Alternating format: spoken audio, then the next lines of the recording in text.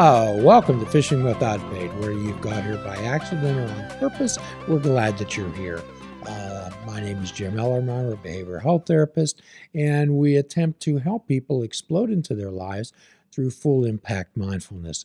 The only entrance requirement here is the honesty, open-mindedness, and willingness to try.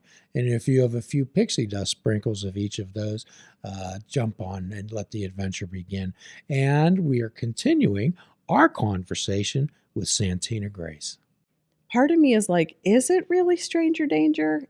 Is it really? Like, I don't know. I think that's back to your whole thought about we're disconnected from the earth. We're disconnected from our subtle energies too. And to be able to feel what is good for us and what is not good for us. And I feel when you're connected to the earth, it helps you to connect to yourself. And when you're connected to yourself, you could connect into right, wrong, good, bad, all that stuff. And so I don't know, I just felt like I've always had this innate feeling of this is okay and acceptable, and I'm going to go talk to this person because I can feel their energy is friendly and kind and I want to connect. Well, we could also call that a mind of awareness. Yeah, maybe. You are aware. So what I help people to do is to develop a mind of awareness rather than a mind of fear. Mm-hmm. To be aware, observe, describe, participate. And, we talked a little bit about earlier about you possibly being with some people and maybe when they were preparing to cross. Mm-hmm.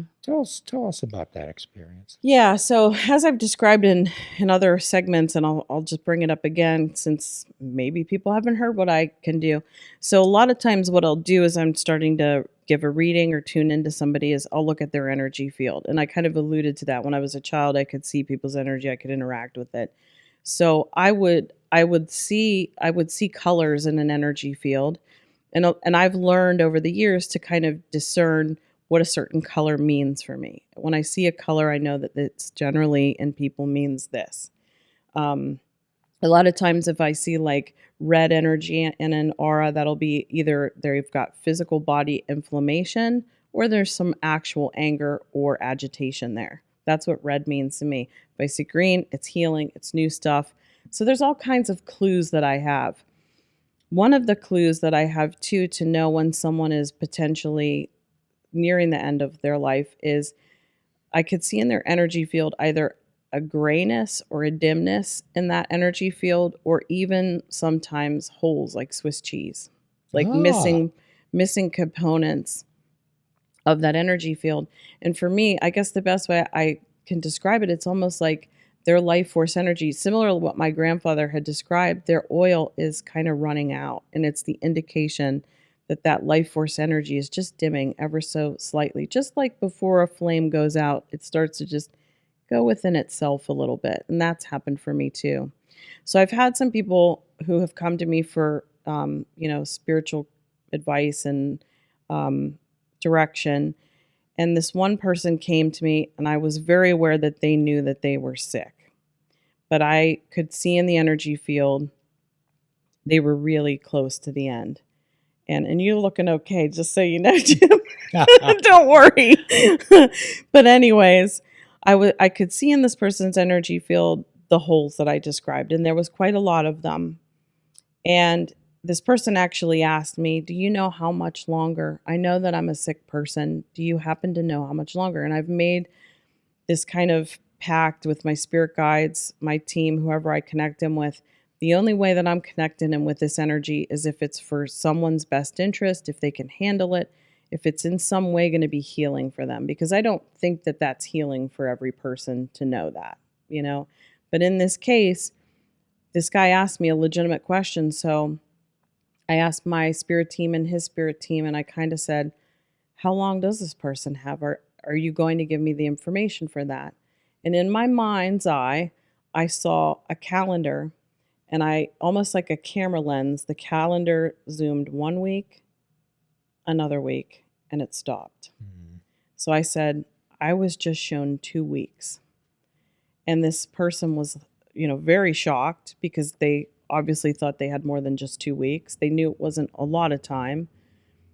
But the person actually said, that's good. I've got a lot of things I haven't ironed out that I really need to iron out. I'm going to make sure that I don't put that off any longer.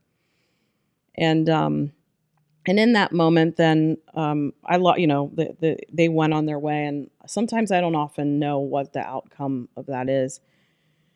But in this case, somebody who knew me and knew this person reached out and actually was able to let me know that he did pass. This was a gentleman, and that at the end he was really grateful that he was given that information because there was peace there, and that he felt like he got a chance to kind of finalize all those to-do things and put everything right and in its way. And so that kind of made me feel okay with that too. But then I was talking to you a little bit earlier, and I hope you don't mind if I share a personal story. My uncle had passed, and one of the last things he was able to do was fill out a birthday card for me. And me being who I am, I don't always, my relatives don't always come to me like right in my face. Sometimes it takes a dream and a dream visit. And in this case, I did have a dream visit. And in this dream visit, which I just will call a visitation, I was able to actually thank him for my birthday card, which was awesome because I did that always in life. And it was just great to have that opportunity to do that. And he said to me, they let me come here and hug you, because I was able to hug him. And I remember saying, "You're not in physical form. How can I physically hug you?" And he goes, "I don't know how it works. I just got here." And then he said, "They let me come and visit with you because they wanted you to be able to thank me and for me to have a final situation with you." And then he said, "I've got to go now," where they erase all of my memory from the things I had left to do. And I'm like, whoa, they'll do that or whatever. That's something that happens. Would they be the spirit guides? I guess spirit guides or whoever. I don't know who they is. Yeah. They, spirit, universe, whatever you want to call it. Well, God. Your uncle knew. They, the big they, whoever the they is, creator, whatever. But I just found that to be so fascinating and so interesting to do that. But that visitation was every much real as a phone call or a meeting with you. And that's what I mean about, like, there's virtual reality, but then there's also this like soul spirit reality. And I feel like when we connect with nature, like what you were saying earlier, it helps us to have that connection with soul spirit reality. And a lot of indigenous cultures understood how to communicate and connect with their ancestors and went there for guidance and went there for wisdom and, meditated and communed and spoke with them. Even in like a conscious connection, they understood that sometimes I can get knowledge and information and I can have knowings in my mind sitting in meditation from my ancestors, and they can connect and commune with me in that way. And I think we've lost that. I feel like the Google search has taken over. And it's like we've lost our ability to know things. And it's interesting because one time I used to actually, this was back in the day before telephones had pretty reliable GPS. And I had a GPS built in my car, and it was based on satellite. And if the weather was bad, it would spot out. So I would say, it's time to go to spiritual GPS. And I would go, all right, spirit guides, would I take a left or a right here? I did. And I just listened to that internal guidance, that internal voice, that subtle thing that we sometimes hear in our mind, but we just dismiss it. I just full on went in it, and I ended up where I needed to be. You know what I mean? It worked out. So I don't know. I just went off a tangent there, but No. That's if it's meaningful for you, I think we should share it with the audience. Yeah. So I mentioned to you earlier, and I really want to discuss this with you tonight, is that I had, during my time of troubles, my illnesses, I had 3 rather close encounters. The last one, me being unconscious for 24 hours in a hospital. So, but I wanted to tell you about this because people always talk about seeing the light, seeing like before your eyes. Mm-hmm. I experienced none of that. None of that. Yeah. Yeah. And I've heard different accounts of things. So I have heard of experiences where it was just darkness. And I've also heard of experiences where there was darkness, but there was a conscious awareness that there was this darkness and this nothingness, and that they were aware of this. And then from the world of spirit, I've heard people tell me, yes, then after that darkness, oftentimes you have a thought process or you'll hear a voice. And a lot of times it's based on what kind of faith you subscribe to in life. So if you're somebody who's Christian, you might see one of the, Jesus or Mary or one of the figures from the Bible. If you're, Buddhist, you might see Buddha. So it's very dependent on kind of your belief system. If you're not really somebody who subscribes to any of that, you may not see a thing. You may just have like an awareness of consciousness. And I don't even feel like you were able to even get there. And we spoke about that before. I feel like there was just not even this place for you to think about having a choice point of, do I go back to earth? Could you say a little bit more about that for our audience? The choice point? Yes.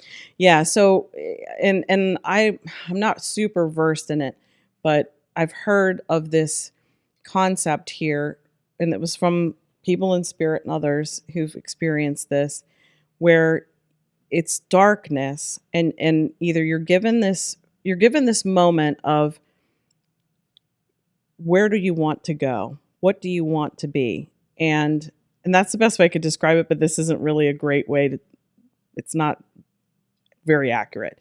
But you're given that light, and you can go to that light, and you can, oftentimes on the other side of that light, what I've seen from spirit is, first you'll see silhouettes of kind of figures, and those to me are a lot of your soul group. Those will be people that feel familiar. Sometimes you'll even see them as crossed over loved ones and stuff. And sometimes people are given these visions on their deathbed, even before they pass, even before they go there. Sometimes their team, their people will come to ease them through that transition process. I've been in the room with multiple of my own relatives who've expressed to me that they were seeing somebody who I knew was in spirit, and I knew that they were there. I didn't see them with my eyes, but I could feel them, and I knew that they were telling me truth. And I've even had the experience where the people in spirit told my relatives that I could connect with them, and that's how they found out about my abilities. So there's been all kinds of sides of that. But I also think, you get to this point where you can have a choice point where you're either maybe going to go to the light and be, connected to people who you want to reunite with, that you haven't seen, that you love and want a connection with in spirit.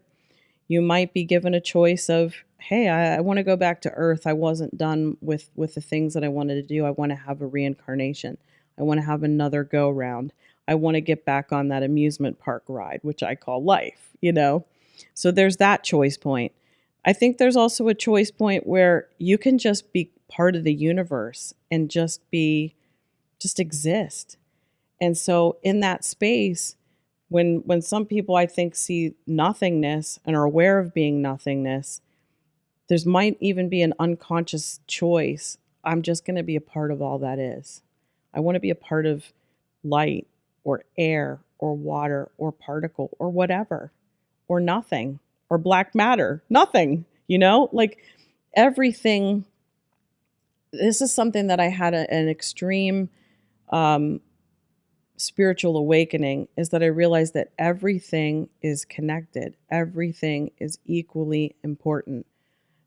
I had this really beautiful moment of like clarity one time when I was in the woods and I was meditating, and I just went into this kind of trance state, and I had been drumming. I have a hand drum, and it's just like a way that what we talked about earlier, it's a way that I connect with nature. And I just went into this like altered state where I really wasn't aware of anything. I was just kind of like, me and the drum were just going along, and all thoughts went, and it was really peaceful. And when I came to, and my conscious awareness was there, I saw this spider web, and it just connected to a tree. Oh. And the tree went and connected to another leaf or another tree. And then it would go down to a rock. And it just went and connected. And I could not see. It was almost like the fabric of existence or creation, or the connectedness that nature is. Some people might want to call it the matrix, And I felt like for just a moment of time, I literally forgot the names of things, the definitions, the labels that we give tree, rock, leaf. It was all removed from my consciousness. And I looked at everything that I saw as equal to me, and is equally a part of me. And it was just one of the most beautiful moments I've ever had. in my whole life. And to me, that's what I feel is connection. You felt connected. Yeah, and that's what I feel society, we all need to get back to the woods. So back to bringing it back to nature and all of that. When we can feel that we're no better, no different than the trees, the leaves, the whatever, the things that exist in this planet, when we respect everything as equal to ourselves, where can we go wrong? We can't. You can't go wrong. Well, the yoga people have taken for their own a Sanskrit Buddhist meditation called Om So Hum. Om So Hum means I am that. Mm-hmm. And what I explain that as, there's so many elements in the atomic table. Maybe there'll be more. Mm-hmm. But if you break that down, if you break it down into protons, neutrons, electrons, and then you break that down further into quarks, and you break it down into the basic building blocks of matter, that's energy. Yeah. Okay? So we're all the same energy. Mm-hmm. We're the same energy as the stone. We're the same energy as the trees, as the birds, which means I am that.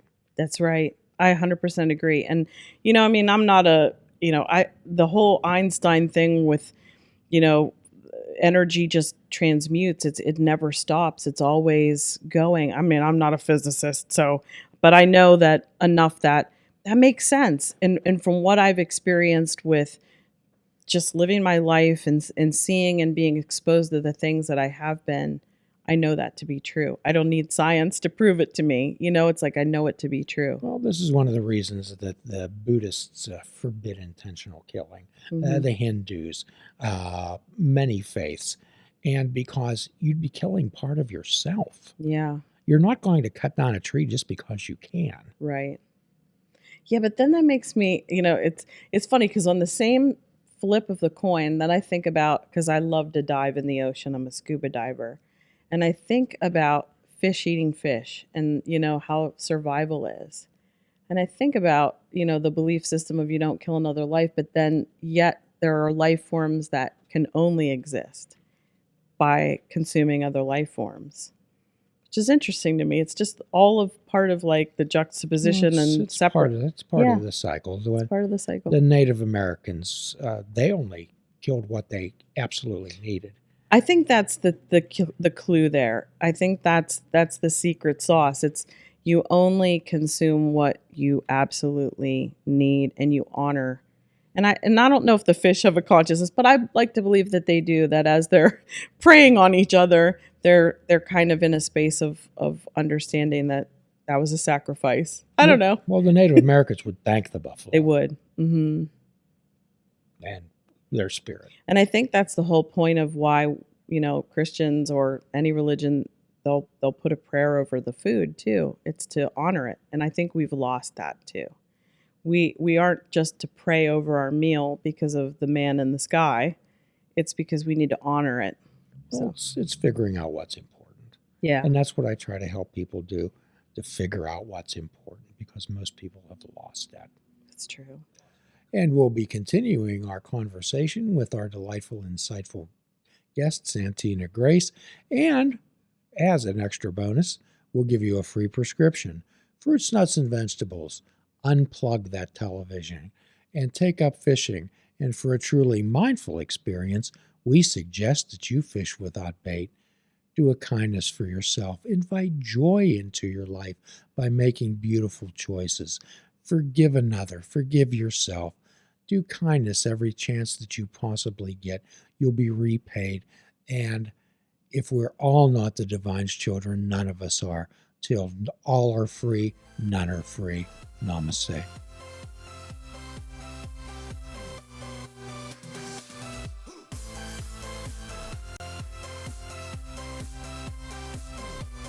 If you're interested in flying the colors of fishing without bait, click the shop icon on our website. We have clothing, mugs, cell phone cases, and so much more. Show the world that you fish without bait. This show is a member of the Sorgatron Media Podcast Network. Find out more at sorgatronmedia.com.